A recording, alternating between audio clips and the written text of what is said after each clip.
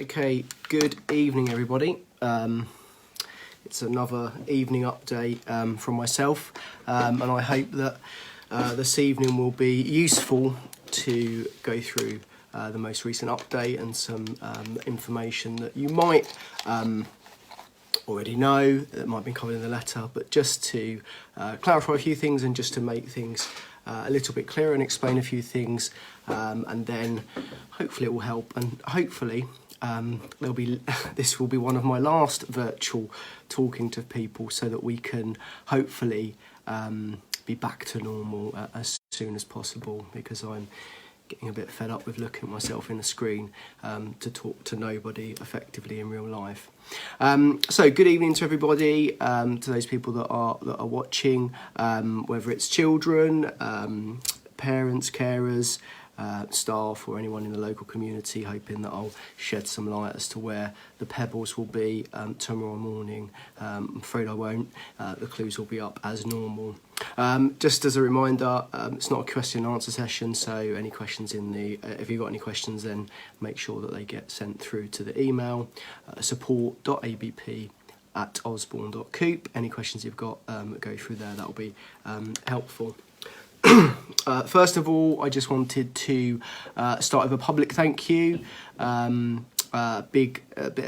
overwhelmed by a fantastic collection that was put in place as an appreciation of the work that's been going on, and a huge thank you, because I am very appreciative of that, and people need to realise I'm fully committed to this job, and really committed in terms of moving the school to where it needs to be in such an interesting situation, and overwhelmed, as I said. Really appreciate everyone's kind words, and can't thank you enough, and I'm really pleased that we'll be able to get lots of those books on the Amazon wish list with the collection that's been done. So big thank you, and then I've got a present that I need to open tomorrow during tomorrow's live, I've been led to believe. So thank you very much for that. And as I said, we'll be able to get lots of the books on the list for our reading curriculum that we've worked hard on. Also, whenever I do these, I always like to say thank you to all of the staff. So a huge thank you to all the staff that have, I always said that we had a fantastic staff team, but I think this whole process has shown actually how incredible they are, going over and above the call of duty, going over beyond what they need to do, and without them, none of this would have been possible. So a big thank you to the staff, and that staff working at home, working in school, working on the home learning. Every single contribution has been outstanding, and I really want to stress how the team has pulled together to make this work and make the best of a bad situation. Also, a big thank you as ever to all of the parents and carers, all the community, for your support, continued support, and understanding. It's such a difficult time, because without you, we wouldn't have been able to do what we've done. So first of all, I just want to just mention home learning and the children at home. And I know and I appreciate that it's getting very difficult, even more challenging as the days go on. And as I said way back in March, there's no right way of doing this. There's no wrong way of doing this, because we've never ever been in a situation like this, and hopefully we'll never be in a situation like this again. And I would stress the importance of doing the best for your child, doing what your child needs and what you think is right for your child at that time. And you're going to have bad days, you're going to have bad weeks, and you'll have good weeks, and you'll have good days. But I think what people need to remember at this moment in time is that we are still here as a school supporting your child, even if they're not in school. And I would urge anyone that's finding it difficult, anyone that needs support, or anyone that needs some guidance, to please get in touch, because we're more than happy to work with people, more than happy to speak to children on the phone. Whatever we can do to make the situation even a little bit better, we've still got a duty to do that. And we want to still help people and support people through this process. People have got in touch, we've been able to work with people, and so I would urge you to please get in touch. We'll get back as soon as possible, because even if it's just talking to your child, that may help the situation. and we're more than willing to try anything in order to make the situation a bit better for you. As a parent, you're doing a fantastic job. Can't thank you enough for everything you're doing. But just remember, the most important thing is keeping your child happy and safe. And if you're doing that day in, day out, that's the main thing done. So, ensuring their happiness and their safety, because it is difficult. It's very difficult. Teaching your own children is not like teaching somebody else's children, because there's a clash there. It's very, very difficult. And even as a parent myself, it's very, very difficult. So we understand that, and don't be so hard on yourselves, and trying to enjoy the best moments and use the lovely weather this week to get out as much as possible. But as I said, we're more than happy to help in whatever way that we can, and we're here for you if you need us. Just because your child's not in school doesn't mean that we can't help you. So the next thing to talk about is the next phase and what's going to happen next, really. And as I said before, sometimes we don't really know what's going to happen next. That we find out at the same time as yourselves. So we take each day as it comes, and we take it week by week, and we're moving with the information that we have and the situation that we have. But always the number one priority is the safety of the children and staff in our wider community. So every decision we make, everything we do, is focused on the safety of everyone involved. On the 1st of June, we welcomed back, after lockdown, we welcomed back early years, year 1 and year 6. And we had 67 children come back. We were having 15 to 20 children. We worked hard on a plan, getting the school set up in order to make sure that it was as safe as possible, and we could provide for those children in school. And if I'm honest, I was surprised at how well that went, and I think a lot of other people would agree, because we didn't know what that was going to look like. And as a result of meticulous planning, a real focus on making it work for our children, for our staff, for our community, we managed to put in a really good setup and a really effective system. We've changed some bits. Those people in school know that we've adapted some parts and changed it because we're learning as we go through this. But on the whole, things have gone really, really well. And as a result, since the 1st of June, our numbers have almost doubled. And we have, as of today, over 135 children in school, and that's testimony to the work of the staff, the setup, and the real focus on ensuring that we get the best for our children in the current situation. And as a result, we're at capacity now of the number of children that we can take in school, because the government guidance is very clear on having no more than 15 children in a class, and we have a lower number for that for early years in year 1. For it to be the safest possible. And so what that's done is that's meant we've used all available teaching staff that we have, and the vast majority of classrooms that we have available within school that are big enough and safe enough to use. So then came the announcement that schools wouldn't admit any more children unless they had the capacity to take more children. And with that announcement, we didn't really have that many options or that much else that we could do, because of the number of children in eligible year groups coming back was very, very popular. And what that's then led us to is a setup that we thought would work for us as we move to the next stage.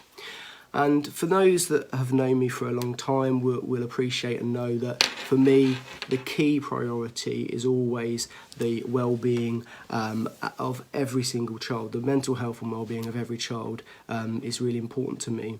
And I wouldn't say that any year group is more important than the other. Every single stage in a child's education is of vital importance. And when making a decision, I wouldn't let national testing stand in the way and enforce me to a decision. People also that know me know that testing isn't something I'm driven by. I'm not driven by, and never will be. But I won't go on too long about that, because we could be here all night. Our children do well in national tests, but that's not because we just focus on them, because I'm proud of the broad and balanced curriculum and the experiences that we offer the children at school. Year 5 parents will obviously be worried about tests next year, the SATs test that the children will do in year 6, but I'm confident with the setup that we have in year 6, for those that have had children in Year 6 before, where we have smaller groups in core subjects and really invest a lot of time and efforts into Year 6 so that we can get them ready for the next stage of life. That's been tried and tested, and that works really well for us, and so we'll continue with that next year. It's a lot of work, but we make sure that we put that in place for the children to be ready for moving on to secondary school at the end of Year 6. My biggest concern was around the fact that as when September comes, the children would have been out of school, lots of children would have been out of school for around 23 weeks. And like anybody, that did concern me, and that does worry me, because that's a long time. You know, we'll move up to almost 6 months by the time we get to September. And because of the focus on well-being and, you know, ensuring that the children are ready for that next step, I was keen to break this cycle of not being in school. And it's taken an incredible amount of time to organise to ensure that every child can get back into school for a short time as part of transition. But I'm positive that it will be the best option for our children as we move them forward, because it will give the children something to look forward to. It will provide some face-to-face time at school and an opportunity to see what school looks like and might look like in September, because we still don't know what school will be like in September. We're still waiting for that guidance. So that's the intended aim, to give them something to look forward to for coming into school for some face-to-face time, and then to see what school looks like, because the children in school now know what that looks like and understand the situation. So those that are not in school, it will help them to see that. So preparing for transition then, so this information is for children currently in early years to Year 5. Children that are starting school in September, if any parents are watching, I'm currently working with Mrs. Seamark on the plan for that, how that's going to look exactly, and we'll be in touch as soon as possible. We're making good progress with that plan, but things just take a little bit longer than any of us would like, so we'll be in touch as soon as possible. But for current early years to Year 5, we start to think about transition into September, and some of those things that the children would worry about now about is who is their new teacher next year. So we've set out a plan from tomorrow in order to share that information and to alleviate any worries or concerns or any anxieties around what's going to happen for the children in the next step. So tomorrow morning you'll receive an email outlining who your child's class teacher will be next year. So the letter you would normally receive in transition week will be emailed out tomorrow. It's not our preferred way of doing things, but it is, in this situation, I think it's the best way to do that. So that will be emailed out tomorrow morning. Then tomorrow afternoon, apologies for another email, but that email in the afternoon will say which session, either AM or PM, your child can come back to school for that very short time. Okay, so tomorrow morning an email with your child's class teacher for next year, and then in the afternoon which session your child is invited back to. And I can't stress enough, we can't change those times that we've set out, because we've had to really focus on getting the groups right. So the time that you're given is the time that the children are invited back in. Then on Thursday this week, third email, do apologise, this email will have a video of your child's new teacher.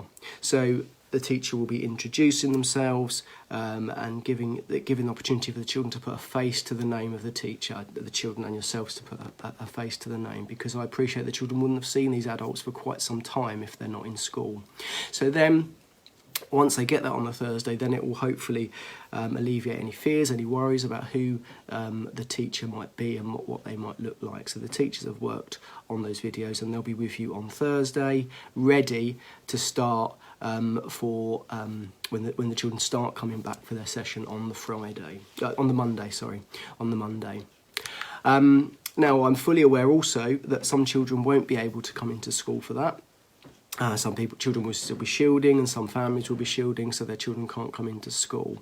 So if that is the case, what we will do is we have the video coming on Thursday anyway, but get in touch with us, use the support use the support.abp@osborne email, get in touch with us, and if there are any concerns, any worries, then let us know, because we're trying to think of every eventuality and every possibility, but because we've never done this before in this way, we're hoping that this is the most effective and most appropriate way of doing things. But as I say, if your child can't come into school, then please get in touch with us, and then we can sort a few things out. There's nothing stopping us from being able to sort that out for you. But we don't know what we don't know, and if you don't tell us, then we can't put things into place, if that makes sense. Okay, and if they miss it because they're unwell, then please do get in touch, and we'll do what we can in the time that we have left. One of the key messages tonight is to ensure that you know that we're still here, and remember, we are still working for you and your children, even though they're not in school. And I would urge you to get in touch, even if you think it's something so small. Please get in touch, and we can do what we can to help. As I said, we've made phone calls, we've made visits, socially distanced visits home to people, just to give people that little bit of a perk, and just to give them something to look forward to, and really focus on something positive in this situation. Excuse me. So if there's anything you need to say, please get in touch, and I apologise for saying that several times this evening. The other thing to say is, when the children do come into school for the face-to-face session, we will have their school reports finished. We're working our way through those and have those done by the end of the week, so they'll be able to take their school report home. If your child can't come into school, we will get that to you ASAP, so please don't worry about that. One bit of sad news, and I do apologise for this in advance, but unfortunately this will be the last week of the morning Facebook Lives. It's been an integral part of the whole process, I know, and I know there'll be a lot of upset and children, but once we start admitting more children into school, we just don't have the number of adults to be able to ensure that everything is completely safe. And I will be welcoming children in, because they're coming in at 9:30 in the morning, and then people will be coming and going throughout the day. And as much as I would rather be doing a live every morning to keep in touch with you, it just will not be possible. So I do apologise in advance, and that's not going to be a very popular thing, I know. So we obviously got to keep the safety of the children paramount, and it's very off-putting because there's a lot of crying emojis coming up and down the screen now. So yeah, and we have 3 weeks left, so we'll hopefully get there. Someone just said not even the masked singer, but all the teachers are in class. Okay, so swiftly moving on before I upset anybody else.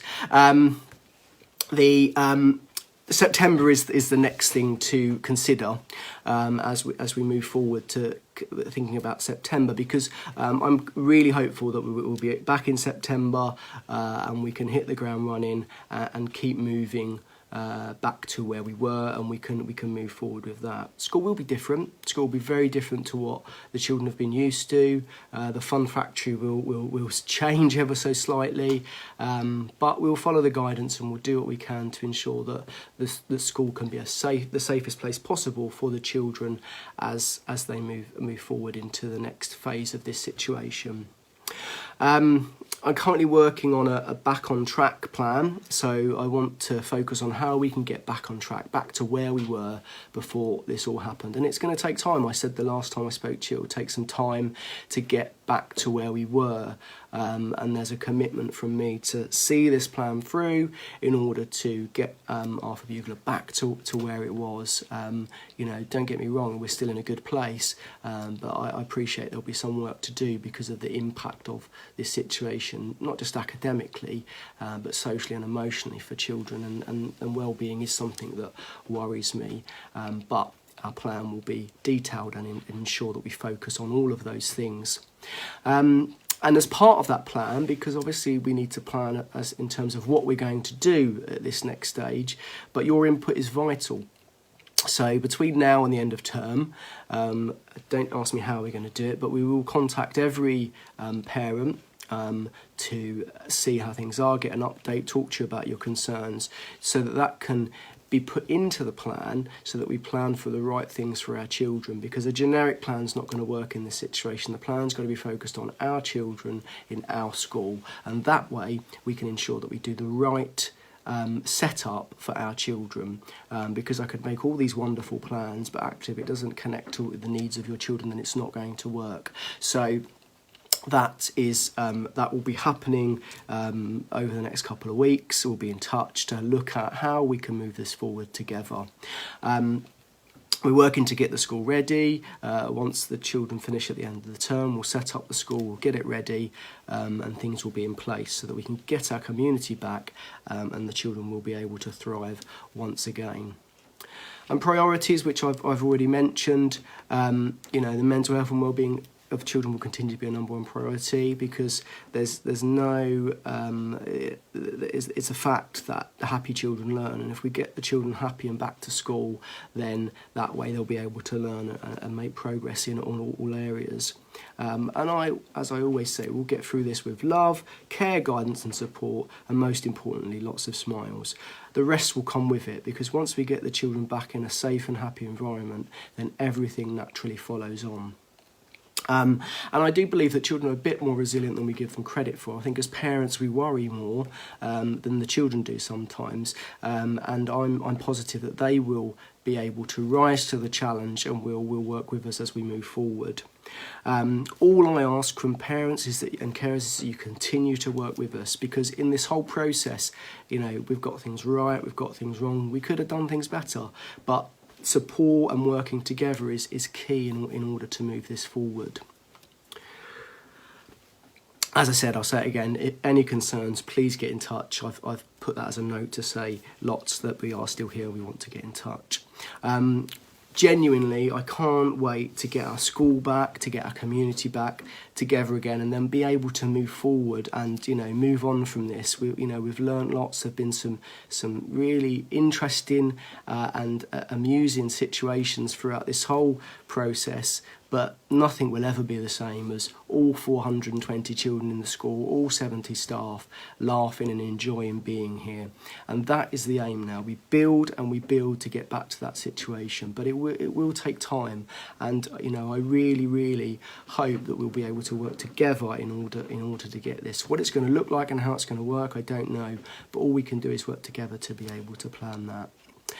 That's it from me. I do apologise for taking up some of your evening, but I hope that has been helpful to consider moving to the next phase. I'll say it for the 15th time, but please get in touch if you're worried or concerned, or if we can help in any way, shape or form, because that is our job, that's our duty, and we will work with you in order to get through this next phase.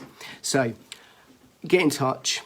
Hopefully I won't have to update you anymore, because we'll be working on getting back for September, but I'm excited to welcome lots of the children back as we look forward to transition. There's a couple of emails coming out coming out tomorrow that are coming your way, which will give you some information, and I just really hope that it will give the children something to look forward to, so that the children can have something to look forward to in the next stage as we move forward to building our community back again. Stay safe, and you know what I'm going to say. Keep smiling.